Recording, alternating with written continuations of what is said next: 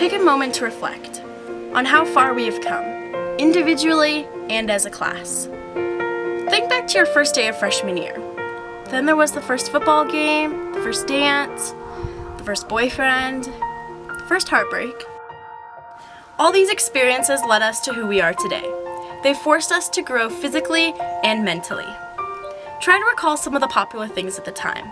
Back when everyone was dancing to Gangnam Style, when the Giants won the World Series, when Call Me Maybe was playing for the 200th time. It's funny how much things change over just 4 years. How about last year, 2015, when different things were popular or cool, like doing the whip, Hotline Bling, learning all about Caitlyn Jenner, and that stupid blue and black dress. But now it's 2016 and we're about to graduate.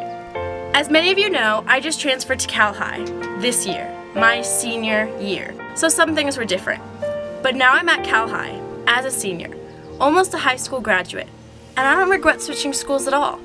But I'll admit, the process of moving and getting to know all these new people and this new place was so intimidating. Being a freshman, you don't know many people. Being a senior, you're supposed to know almost everybody. But I didn't. I actually only knew 2 people when I came to this school. But this experience has only made me stronger. It has made me realize who my true friends are and who aren't. And in that way, I got a little preview of what college is going to be like, leaving everybody. At Cal High, I was exposed to a different environment. Different people, classes, teachers, everything was different. So naturally, I wanted to be different too. Finally, an opportunity where I didn't know anybody, and I had a chance to really have some fun. Now, not everything turned out the way I planned. I used to think that grades were everything, and if I wasn't getting A's, it meant I wasn't smart. That idea was planted in my head and enforced by the expectations of my parents and the teachers I had. But what I finally realized was that even if you don't do well on something, you always have a chance to redo it, whether it's a class, a test, or a high school experience. I totally took advantage of this opportunity to be 100% myself, because no one knew me or had these preconceived ideas of my lifestyle, and I had such a great senior year. Well, now it's over, and I think I did pretty well academically. I got into the college of my dreams. But it's nice to look back on those 4 years. Years filled with drama and heartbreak, but also passion and knowledge. Valuable experience that I'll take with me forever, and someday tell my kids. But I'm going to be honest, I absolutely cannot wait until college. My 13 years in public school have led to this moment. I thought I would be sad to leave, to graduate, to move far away from all my friends, family, and my home. But the truth is, I couldn't be happier. Even though I have so many great memories to look back on, I also missed out on some experiences. This is the ending of the first chapter of our lives, where we are finally free to make all our own decisions, to live on our own and be totally responsible. But I think I'll do okay, because I still have my parents, and I know they'll always be there for me when I need them. But I also need to learn how to do things on my own, and that's what college is all about. In these 4 short years, we've all transformed into powerful intellectual individuals who will make a massive footprint on this earth. Tables turn, bridges burn, you live and learn. But oftentimes it's the journey that tells you a lot about the destination. So as we part ways on June 10th, 2016, equipped with priceless knowledge, we embark on a life that is sure to be filled with challenges and successes. Like British philosopher Walter Bagehot once said, "The great pleasure in life is doing what others say you cannot do." Be phenomenal or be forgotten. Congratulations, class of 2016. Describe your high school experience and who you were at the time compared to who you are today. I was a very different person then. It's very difficult to describe the perspective that having the experience of decades that provides to an individual. My perspective now is just completely different. I am very focused on things that I want to accomplish now, and back then I was oftentimes unsure. Do I want to focus in this area? Do I want to learn about this? I can't do everything. She's pretty, she's pretty, she's pretty, she's pretty. I have to make decisions. And these days I don't have those decisions. Good. So how did your years after college influence your idea of money management? Well, after college, I went through a period where I was very non-materialistic. And essentially, I made a decision to become poor, and I did not have a lot of money for a number of years. But it really was a decision I made. I don't think it really influenced my money management. I think the years after, in my so-called poor years, really didn't change my view. What did change my view of money management was primarily the courses in accounting, financial accounting, managerial accounting. As I learned more about that field, I became, I've had a number of economics courses. So I've done a number of things that perhaps the man on the street, so to speak, would not be doing. I think it's really benefited us because, as a family, because of the emphasis that's placed these days on retirement funding, where the individual is responsible for that. So that's, in terms of money management, that's at my age obviously is very important. Right after high school, my view of money management hasn't changed, because at that point in my life I knew what was important, and I still think that's important for someone at that age, which is you need the resources, right? You're broke, you need a job, you get money, you spend it, but then you have no resources whatsoever. And the lesson that I learned about money management that I always knew was why it's important to save. So, do you think that you would be as successful if you had grown up in my generation with different societal standards and technology? Yeah, I think I'd be as successful.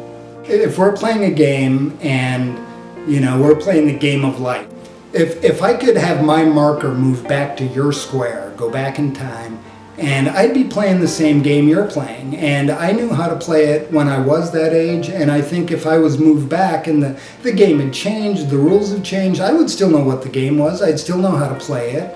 I think I'd still be successful at it, because we're still playing the same game, right? What is one piece of dating advice that you would give to me or girls my age in general from the male perspective? From the male perspective as opposed to the fatherly perspective, okay? That men are just people. Just as your female friends are people, men are people too. In my opinion, the male has a stronger sex drive, and that sometimes can drive behavior. So, you want to focus, when you meet someone and establish a relationship, you want to focus on them as a person. That romantic love is great, it's good, but you can't sustain a stable relationship on romantic love. What are a few examples of parenting techniques that you learned from your parents that you have also used on me or chosen to toss out? I think my parents were a lot more strict on me than I was on you in general. You may think that we're pretty strict, but just my impression as Mom and I were raising you in various instances, it's like I kind of had this thought in the back of my head, my folks wouldn't do this. But I wanted to give you your freedom. I wanted you to feel free, not constrained, and I didn't want you to be our daughter. I wanted you to be your own person who happens to be our daughter. I didn't appreciate the way that it limited me when I was your age. So at any point in your life, did you have to choose between a girl in your career or maybe your goals in life, and how did you choose? No, I've never faced that type of a black and white decision. It's really what you suggest is more of a false choice. That, did I choose between Oregon State and this girl? Or was it more the course of my life as it went along? Decisions were made here and there. Was there a decision point where I said, I'm going to abandon her and go this route? I don't think so. So it's really not, in my experience, in that case, and I think in most of my life, there hasn't been that clear-cut decision point where, I make an irretrievable or irrevocable decision to head one path. How did you choose a college to attend, and do you think you would have been as successful if you had chosen differently? Well, I looked at a number of different schools. At the time, I was interested in pursuing chemistry. I imagine the process then was pretty much the same as it is now. I spoke to counselors at school. looked at, schools. Of course, the internet was not in existence then, so I couldn't do web searches. Was the most important thing for your decision your major and your interests, or what about things like location and dorms and things like that? I took the whole picture into account. I mean, I was looking for, of course, something that would give me somewhere that would give me the education I wanted, but I also knew what type of environment I wanted. And that's why I ended up, for example, in Oregon as opposed to Florida. So I certainly took, all the different aspects of it. So, have you ever had to deal with a manager or a boss that you didn't like or agree with? And if so, how did you deal with that kind of situation? I have had to deal with those situations. It's difficult. Especially as a programmer, I oftentimes will feel very strongly about how a system should behave. Working on a system with a boss one time, he essentially made a unilateral decision that it would do something that was decidedly unuser-friendly, but it saved time in programming it. And I was opposed to that, disagreed. I tried to talk to him and explain, and I just accepted it. I mean, there really is, if the person, in my opinion, if the person is in charge of you, you essentially have two choices. Either you do what they want or you find another job. So, does finding work become easier, harder, or the same as time goes on? I would say, in general, finding work itself is not hard. What's hard is finding interesting work that you want to be doing. There's a big difference when you get up in the morning between, ugh, I have to go to work, and, I can't wait to get there. So it's not so much, in my opinion, there are a number of jobs, a number of the so-called unskilled labor jobs, those type of jobs that are available.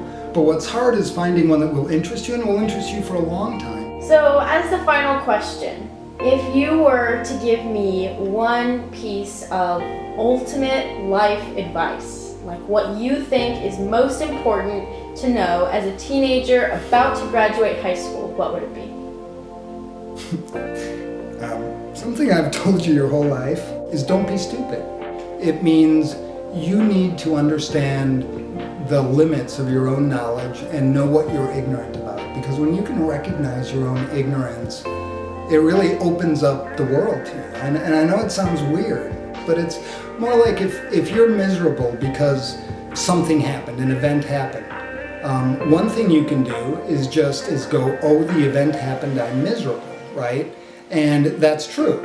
But you're ignorant of your choices at the time. Is there any action you can take to make yourself feel better?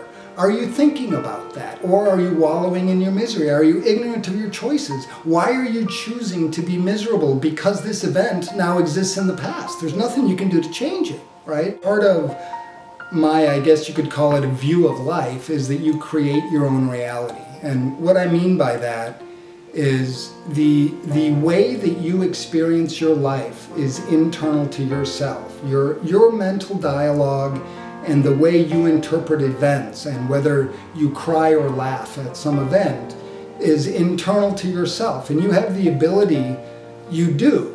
And I know it sounds hard. Some things are hard to control, but in most cases you have a choice of how you respond, and that creates the reality you experience. Don't be stupid.